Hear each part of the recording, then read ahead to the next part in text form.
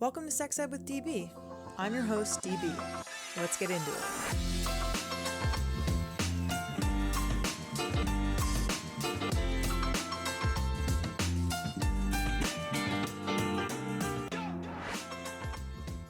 Welcome back to the podcast. If you love and support the work that we do, head to www.sexedwithdb.com and buy some of our hot new merch. Follow us on Instagram at sexedwithdbpodcast. And if you want to advertise with us, shoot us an email at sexedwithdb@gmail.com. This week's episode is all about rural sex ed with Tanya Turner. Tanya is an artist, organizer, and creator of the Appalachian sexual health project Sexy Sex Ed. Sexy Sex Ed is a workshop series that compels teenagers and people of all ages to openly discuss personal and political consent, sexual safety, and anatomy. Using visual and performance art, open dialogue, and popular education methods, Sexy Sex Ed fills a vital gap in reproductive education as a creative cultural healing solution in rural Appalachia. Let's give a big warm welcome to Tanya.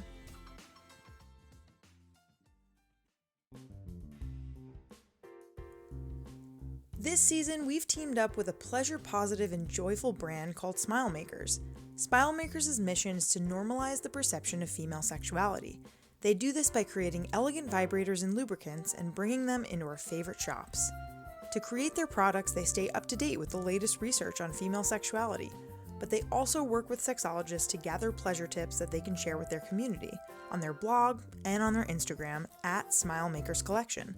Go to www.smilemakerscollection.com to redeem an exclusive offer and get a free bottle of their generous gel lubricant with any purchase above $50 with my special coupon SEXEDDB. Sex Ed with DB is supported by Isle. Isle is a collection of high-performance, reusable period care products centered on body positivity, ethical business, and sustainability. Isle, previously known as Luna Pads, has an entire line of reusable pads, cups, and period underwear that's made from sustainable, technical, and safe absorbent materials. Find out more at www.periodisle.com and use promo code SEXEDDB to get 20% off your first purchase.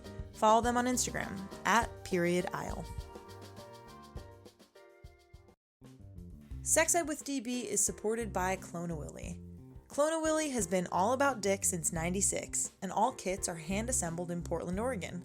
All materials are 100% body safe, extremely high quality, and easy to use and clean. Use promo code SEXED20 for 20% off your purchase of any Clone-A-Willy or Clone-A-Pussy kit at www.cloneawilly.com. Follow them on IG at Clone-A-Willy Kit. Hello, Tanya. How's it going? Hi, it's going good. As good as can be. Okay. How are you? Yeah. I'm okay, taking it day by day. Really, really interesting time to be interviewing people amidst all this chaos and hardship. And just goes to show that we need to be talking about sex ed and things that we can be doing to help marginalized communities now more than ever. So I'm really, really lucky to have you on the podcast today, to get to know you and really learn about Sexy Sex Ed. So thank you so much for coming on. And I'd love to start by asking you to share your name, your pronouns, and the title of your organization. Yeah, so my name's Tanya Turner. My pronouns are she, her, and I helped start the sex ed collective, Sexy Sex Ed. Amazing. And what is Sexy Sex Ed? Where are you guys? What kind of gap are you filling? And who is your audience? Yeah, so Sexy Sex Ed is it's a pop ed style sex education workshop. And I joke often that you could probably also call it Communication 101, sexy sex communication, because a lot of sex ed is about talking things through and being able to process your own emotions and articulate yourself and understand your own body and needs and desires. So Sexy Sex Ed started out with just me doing some ad hoc sex ed workshops at youth camps I was a part of because people asked for them, and we didn't have a lot of access to it. But we kept hearing from young people that were coming through our camps. It was like camps that are by young people for young people. So we were running them ourselves. This was maybe about 8 years ago. That group is called the Stay Together Appalachian Youth Network, the Stay Project. And so I was a part of that early on, and is where we were hearing from a lot of people like we're not getting sex ed at school, and these are teenagers and people in their 20s all over Appalachia, in rural places and in small cities on the outskirts of the region. So first it was just kind of a fun thing that I got to do. But then as word of mouth traveled about it, I started getting more requests. And so for the first few years, it was just like by request. If people would ask me if I was able to work it into my schedule, I would go do it. And I was out of my own pocket. I was paying for my gas and housing and any supplies. Mm-hmm. I was buying condoms to give out.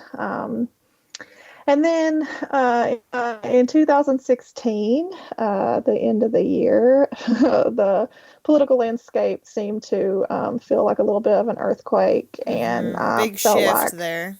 yeah, right around then, I felt definitely like reproductive health access, which was already bad where I lived, and already hard to come by, and was already pretty alienating to a lot of people, especially queer people, was just going to get worse. And a lot of even national policies were going to start leaning in a different way. And that has come to fruition. That has happened. Right. Around that same time, I was working full time with an education cooperative, and my job was like a tech. I was doing working in a lot of different classrooms with a lot of different schools and doing some online learning support. Nothing to do with sex ed, but I got a gag order from my boss. I wasn't even allowed to say the word sex ed or birth control Oh at my my job. God. Um, and that was like the week before inauguration in 2017, and that's when I kind of just like had, a lot of leftists and progressives around that time, I think, kind of had to come to Jesus about what their Trump years were going to look like. And Yes. that was mine. And so I quit my job. I quit that job without another job lined up. Luckily, I fell fairly quickly into another position with an arts education group that was much more generous with my time, and really supported what I was doing on the side, and even had some of their own youth programming around birth control going on called All Access EKY. And so all of that was happening right where I lived and worked.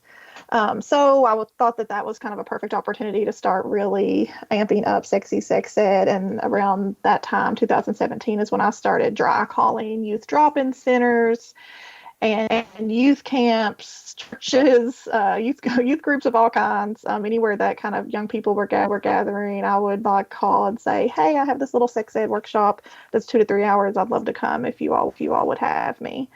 And that went really well. I had like a whole summer on the road and did like 12 workshops that summer. And then had a similar summer the next year, a similar year from like, March to the fall. I would every few weeks be able to do a workshop somewhere. And that felt really good. But it also just the sex ed is one of those things where the more you do it, the more you realize how much the more it's needed. Right.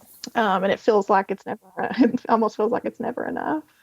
Yes, it's definitely never enough. There's always more opportunity, even, even for adults, for those of us who are in our 20s, 30s, 40s, 50s, 80s, sex ed really never stops. There's so many pieces of sex ed, and that's so amazing that you were able to fulfill that need for so many youth. 12 workshops in one summer by yourself. That's incredible. So kudos to you for doing that. I was wondering if you could talk a little bit more about Appalachia in particular. So if you could share maybe some statistics about, what's going on in Appalachia, maybe when it comes to, youth, or when it comes to teen pregnancy or STIs or kinds of other information about, like, can you tell us about the region if folks aren't familiar, and like why sex ed there is particularly important? Yeah, so nationally, I think Appalachia has a pretty rough reputation. A lot of that's based on, weird characters that come up in the media. And then, of course, in 2016, as we were talking about that, rural people definitely got a lot of blame for the Trump administration.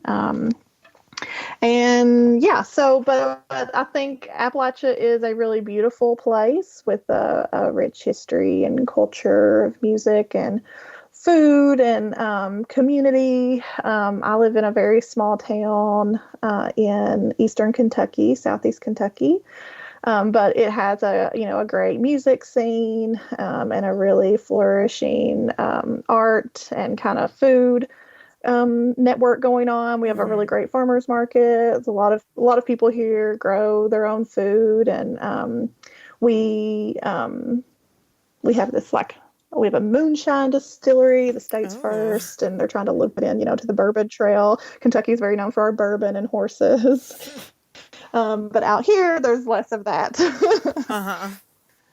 I'd say the thing that people probably know the most about Appalachia is the economic struggles. It's been a place that's been really extracted. Our minerals have been really extracted here, coal and gas, and a lot of our land has been kind of left barren because of that. Our water quality is questionable, and when it comes to national stats on health and well-being, we often are last. We have a really unhealthy land and people statistically. So as far as that, unplanned pregnancy rates in the country, also some of the highest teen pregnancy rates. At one time in the early aughts, so weird to say, in the early 2000s, there was a stat that a teenage girl got pregnant like every 6 days or something in Eastern Wow. Kentucky. It was pretty wild. Yeah, it was like a pretty bizarre. And even when I graduated high school, I graduated high school with like 6 pregnant girls, had like a graduating class of like 100 people, and several girls already had kids. Wow. So it is statistically an area of the country that hasn't been given as many resources as other places, I would say. And we often struggle to even keep our clinics and hospitals open. So even the rare, the few good support health networks that we have are underfunded. And it creates a lot of just trickle down problems for people seeking contraceptives or any type of family planning or visioning. And that's not even to start in on our school systems. And across Appalachia, our sex education curriculums they range from questionable to downright violent and scary, and certainly abstinence only isn't even the worst. It gets Wow. worse than that. Yikes. um, Okay, yeah, wow. So that's a lot of information. Definitely makes sense why it's super important, why Appalachia has access to sex education resources. And in your opinion, after, being a sex educator for how many years have you been a sex educator now? I don't know. It feels weird to even call myself that, but I guess I am. I maybe 7 or 8 years now. Okay, yeah, so that's a ton of years. It's definitely enough years to know your way around the block there, especially if that's where you've been focusing. So, as a seasoned sex educator, what do you think it means for sex ed to be inclusive and comprehensive, specifically for the community in Appalachia? And why is it so important for LGBTQ youth to receive this kind of information in sex education? Yeah, so one piece of this, my background is in organizing and facilitation, and so I think I bring a lot of that into a sex ed environment. And sexy sex ed in particular is a pop ed style workshops. So popular education is a way to teach and learn that is really driven by the people in the room and their own experience and knowledge.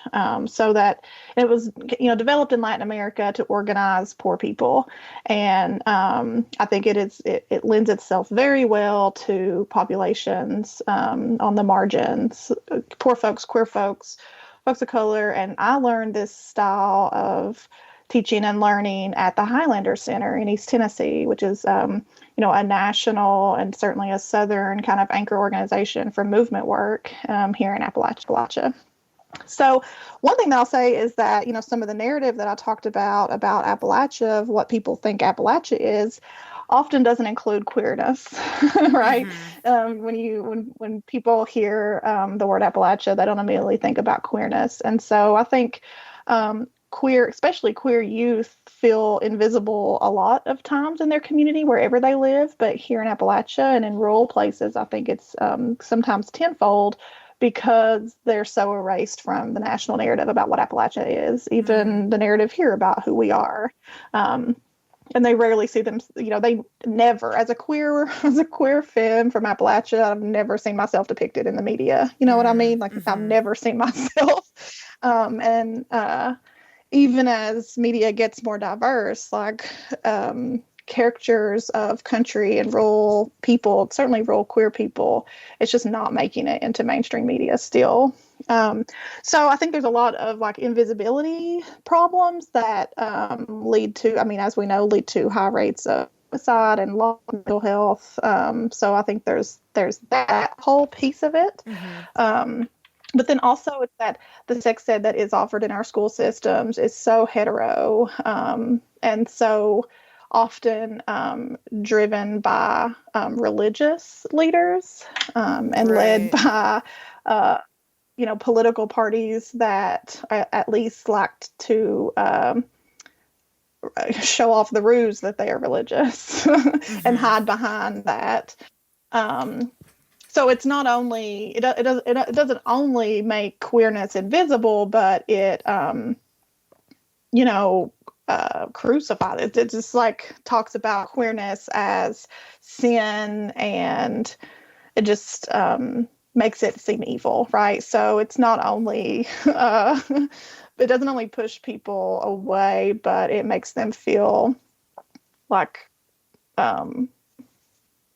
just completely alienated. And it's Totally. very violent. It's a very violent way to talk to people about their own bodies. Like, it's like, this is, if we don't have anything else in this world, we at least have our own bodies. And so Mm. three of the three of the main components of sexy sex ed are consent and safety and anatomy. And so when we talk about consent, we talk about it as starting with ourselves and our own bodies, but not ending there, and really expanding to political consent and who's making decisions about us in our communities, who's making decisions about our water quality. That impacts our health, that impacts our happiness, that impacts our sex drive, like it impacts our ability to live and thrive. That's a really, really good point about like thinking about not only what kids and people are learning about in the classroom or in your workshops, but like how is the environment and how are things around us impacting us, which then impacts our sex lives and our ability to engage in that. So that's a really, really good point. And that's kind of exactly what like intersectional like curriculum is, right? It's kind of like taking all of these different parts of experiences and history and really acknowledging how different people who have different identities can interact with what's going on around them based on their circumstances. So that's a really, really good point about like the water and just about everything else, which it's something we don't really talk about. When we talk about consent, for example, like we're not talking about the other environmental constraints that have maybe like or past experiences that have impacted where we are today. So that's, yeah, just an excellent point.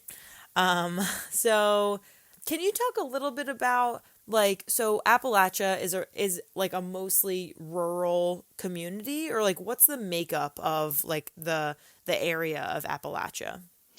Well, the political boundary of Appalachia is very broad. It starts in the Appalachian region, technically starts in New York and runs all the way down to Georgia, Mm-hmm. Alabama areas. So it's actually a large region, but the political boundaries of it um, are about funding and access to extra money because it's such an economically poor place Mm-hmm. and has been, all of the wealth from this place has been extracted and is continuing to be extracted. Minerals from here and labor from people here fueled the entire industrial revolution, and now we are in the trying to survive and remake and rejuvenate our communities with very little because it's all been extracted, right? Mm-hmm. I don't want to drag us into an entire political history of the region. That's a No, this whole is other great though. This is podcast. really helpful to know.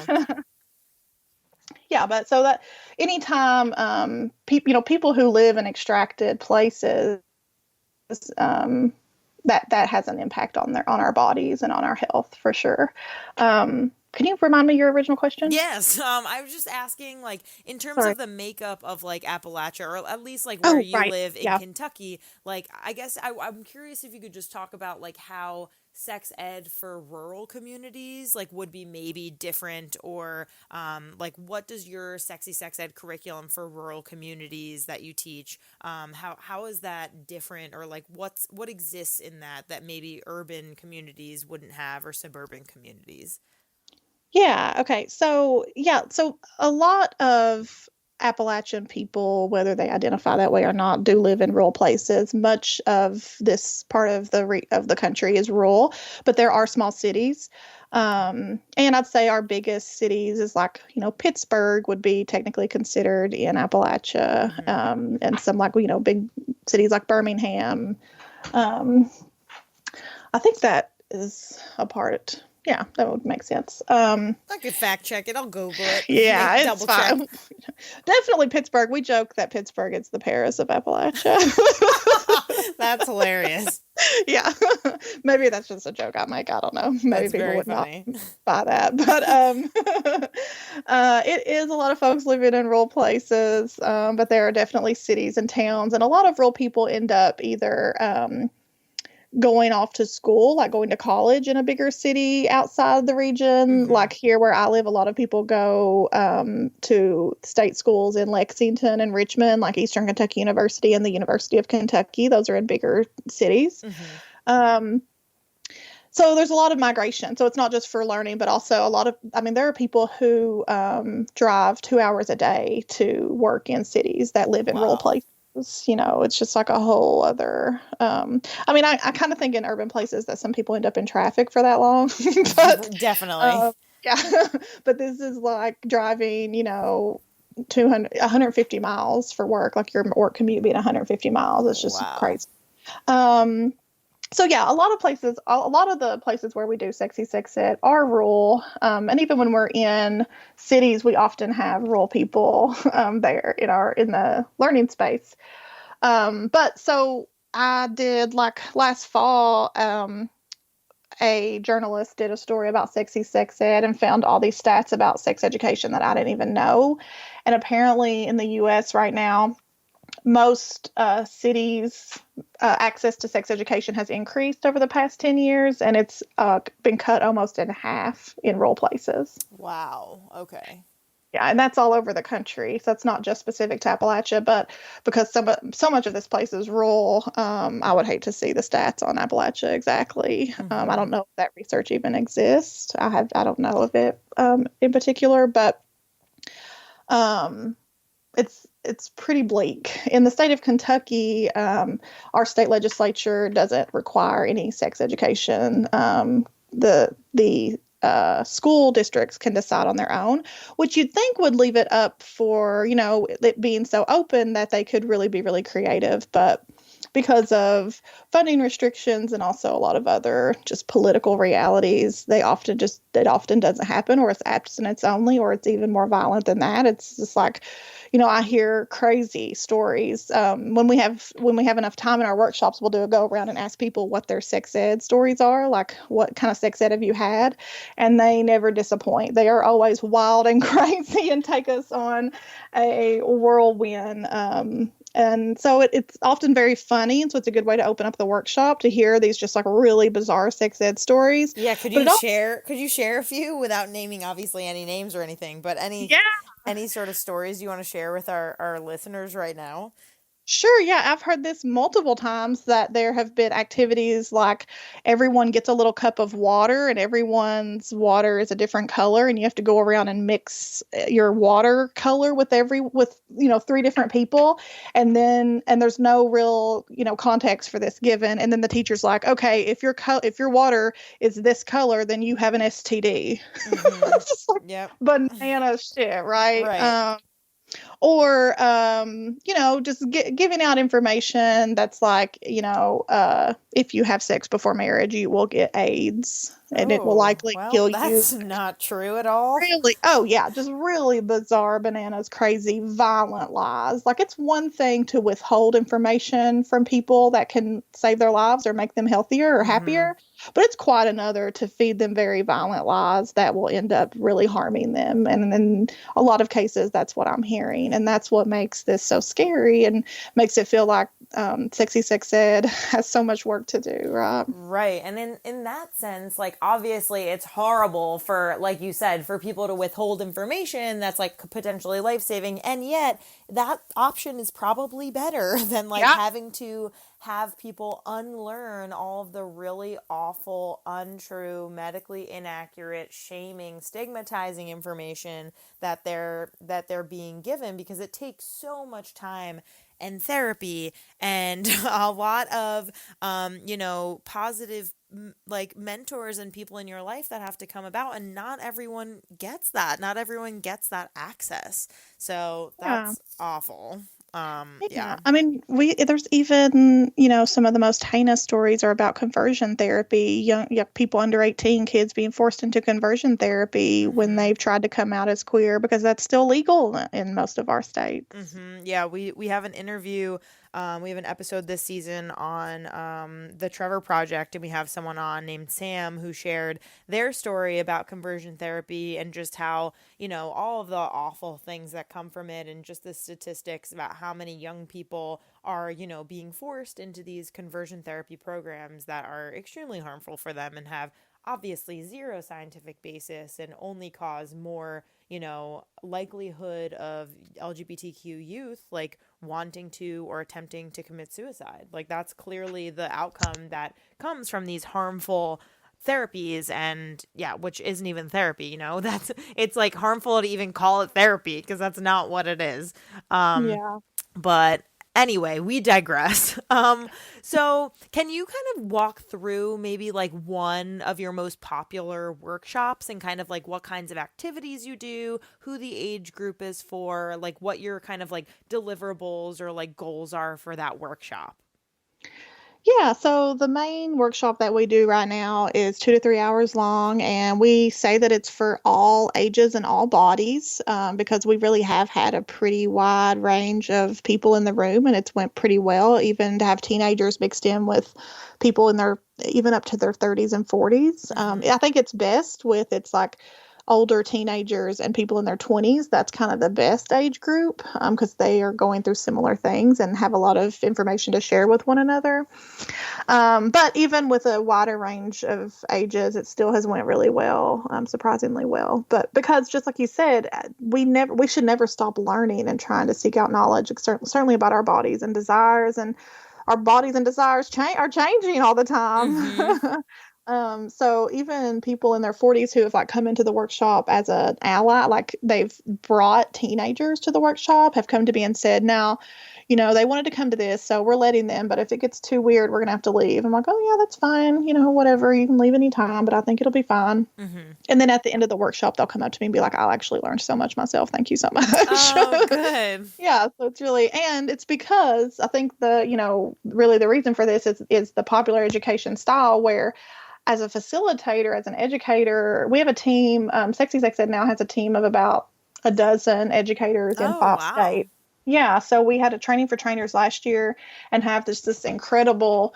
group of educators now who are still learning and getting better, but are now just kind of like these little like shiny beacons in their community. Some of them are teenagers, some of them are still in high school, and they're like handing out condoms and Plan B out of their lockers. They're just like Oh, total gems, that's just absolute. amazing. Yeah, just totally incredible. And I'm so thankful for them. And I've learned so much from them. Like Sexy Sex Ed has gotten so much better because of their input and guidance. And, teenagers come to them with questions that they may not feel safe coming to me with. Mm-hmm. So anywho, we have like a 3-hour workshop that we normally do. That's our like go-to. And like I said, it focuses on consent, safety, and anatomy. And it's all active. So as a facilitator and educator, we don't do as much talking at people, but people are learning together and bringing their own knowledge and experience into the room. And that's how I think that's how people learn best, how information is best moved around. Mm-hmm. So, for instance, one of our first activities to kind of break the ice, because you never know what level of like trauma people are bringing into a sex ed classroom, and it's really impossible to know that and figure that out Mm-hmm. in such a short time, and you don't want to make assumptions. But also, just like people are often kind of in a shell. Sometimes you'll get people really excited to come to a sex ed class, and we do experience that some, but often people come like eyes wide and mouth shut. And they're Mm-hmm. like, what's about to happen? So we break everyone up and we do just like a quick, like, what are the bodily fluids that can transfer disease? And we have people guess what those are. And that's often funny enough because Mm-hmm. people are having to say out loud the words semen and pre-cum and Right. breast milk. And people are really shocked. Breast milk is usually the one they don't get. Mm-hmm. And we have to tell them. But then we break them up into 4 or 5 groups and have them come up with little like song and dance PSAs Oh, that's with, so awesome. with these words so that they'll never forget. And we say it's like, we should have already known this, right? And it's not our fault. We haven't been given this information, but this is like pretty basic anatomy stuff that we should already know. So we're going to make sure we never forget it. And then everyone makes a little like song and dance ditty, like a really quick little thing I love that are that. that are always hilarious, always fun. And so immediately people are saying words they were normally probably came in scared to say. They're like already using language that is often taboo or whatever. Right. And they're like singing and dancing and laughing together. So it just breaks down a lot of barriers right out of the bat. Mm-hmm. But we draw our reproductive systems and talk through what's happening in our own bodies. And I think one of the best parts of our workshop is a Q&A box. So we have an anonymous question box that people are able to, stack as much as they want into throughout the workshop. And then at the end, the very last thing that we do is pull out as many as we can with the time we have left and let the group answer the questions together. So the educator will read the question and then let the group talk about it. Oh, I love that. Yeah, that's awesome that you have so much participation from the people who are in the workshops because, like you said, they're going to get the most out of it. They're going to be able to remember that the most if they're able to articulate that knowledge out loud. Yeah, and it's in their own language and how they would Mm-hmm. say something. And so when it just makes more sense. And I think that is why it's so important that we branched out and have more educators in more places so that people are educating people where they live using so they sound like you and look like you and you maybe already know them. You know what I mean? It just makes for a much more safer space and for information to stick in a different way. Mm-hmm. Absolutely. Yeah. Well, amazing. We have a couple more questions. I want to know what's to come for Sexy Sex Ed, and how can people out there support your organization, whether that be online through donations or through posting about it on social media. I would love to know any and all ideas that you have. Yeah, it's a good question. A lot of our stuff has been canceled because of a global health pandemic, and Might have heard of it, COVID-19, aka Corona. yeah, and so the way we've kind of shifted right now, what we're doing, and however long this takes, I don't know when this will air, but I think for a lot of this year there will be some physical distancing involved. Hmm. So we've been shipping free condoms and Plan B to people, anyone that asks for it on our Instagram, and Facebook, we send it to them, and then we are starting to do a Q&A on our Instagram page. So having people submit questions and doing little Q&A. And then, I keep the Q&A box, the anonymous questions that we get in our workshops, I keep them. And so they're like cute little slips of paper in different people's handwritings. And so we post those occasionally on our Instagram and then answer them, because almost every question that anyone has is also someone else's question. Hmm. So we've been doing a lot of Q&A on our Instagram during this time. We're trying to amp that up and mailing people condoms, because now a lot of places that they would have normally gotten condoms are shut down or they're quarantined in their houses. And so we're trying to help get people. Also, it's just we're holed up in the house together, A lot of and sex. A lot of sex is going on. could be a lot of sex going on. We've been saying, your safest sex partner right now is definitely yourself, and Right. talk a lot about self love. But yeah, there's definitely going to be a lot of partner sex happening, regardless of what the CDC For advice sure. is. Yes. But what we have about a team of 12, and we actually get a lot of requests for people to be trained, and that's actually not what our biggest need is right now. We need people to set up workshops for us. Hmm. And so as we have more workshops set up, and certainly ones that can pay a little bit, even a couple $100, we say that a fully funded workshop is about $500, but we've almost never gotten that. So the sliding scale is $0 to $500. So an Right. average of like 250 to do a workshop should cover like the educators and their time and travel, and put a little bit back into the collective. Hmm. That's what we try to do. But as you imagine, a lot of places here, a lot of rural places that are kind of desperate for sex education don't have it in their budgets to do. And so it's always a lot to work with. So we've been trying to hit up more community college and university circuits on the parameter of the region to help pay for more rural workshops, if that makes sense. Because universities often have bigger budgets for things like this, and definitely really need it. And we've tried to work a lot more with the community college circuits, because that's such a huge population of teenagers and young people who come from mostly low income communities, and community colleges, definitely are under resourced, and Hmm. those student bodies don't get as much resources as university students get. Totally. Absolutely. Well, yeah, tell folks who are listening where they can find you, where they could potentially donate if you have a space online, and where they can kind of keep up with you on social media. Yeah, so we have a great website that we launched this past fall called sexysexed.org. And there you can meet our entire team and see pictures of us. You can ask for a workshop. There's a quick questionnaire to set up a workshop. If you have any interest, we definitely want to be in contact with you. And then the big component that we're really proud of is that we've started a reproductive health and justice map, sexual health and reproductive justice map of Appalachia, one that did not exist before. Oh, awesome.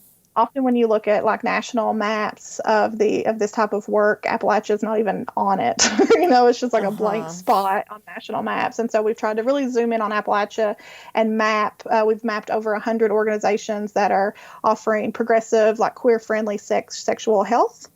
Oh, Excuse me, incredible.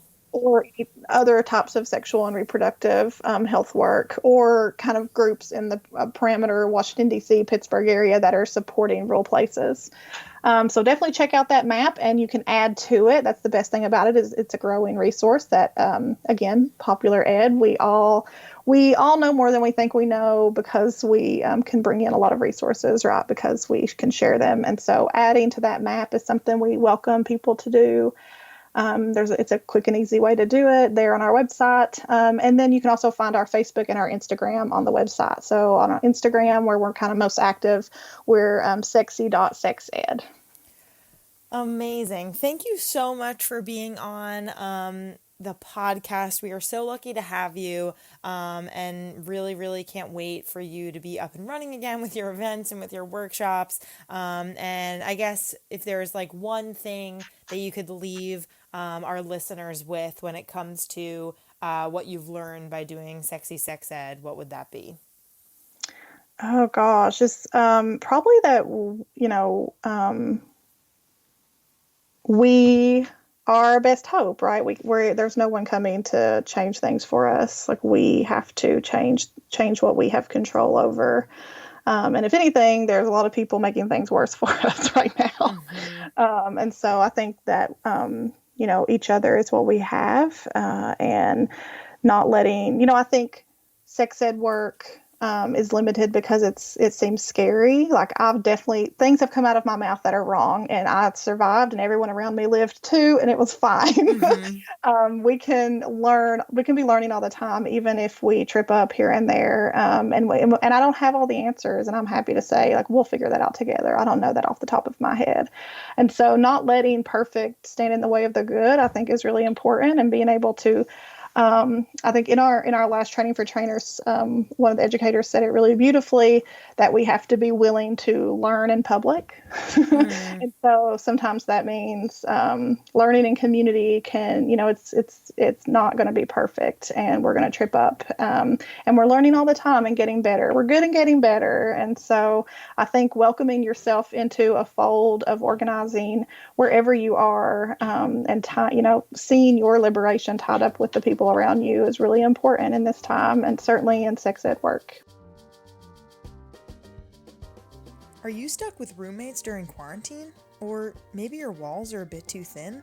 Try the silent sex toy, Oh My G, from ioba.toys. The pearl at the top of the toy is designed to directly massage your G-spot that will rival even the greatest oral sex. Featuring a smooth exterior and a C-shaped design, the Oh My G offers a level of G-spot stimulation you just can't get with another toy. Go to www.ioba.toys.com for your new Oh My G. Isle is a woman-owned, social mission-driven business based in Vancouver, Canada. Their goal is to help people have better periods through knowing their bodies and making positive choices. Each of their reusable pads replaces 150 disposables. Check out all of their amazing period products at www.periodaisle.com and use promo code SEXEDDB to get 20% off your first purchase. Follow them on Instagram @periodaisle. Ever look at your penis or vulva in the mirror and be like, damn, my part is art? Clone-A-Willy definitely agrees. The original penis casting kit, Clone-A-Willy, and the classy counterpart, Clone-A-Pussy, are easy to make, sex positive, and body safe. While Clone-A-Willy makes for the most personalized sex toy on the planet, Clone-A-Pussy makes for the most unique memento. All materials are 100% body safe, extremely high quality, and easy to use and clean. Check them out at www.cloneawilly.com and use promo code SEXED20 for 20% off your purchase. Follow them on Instagram @CloneAWillyKit.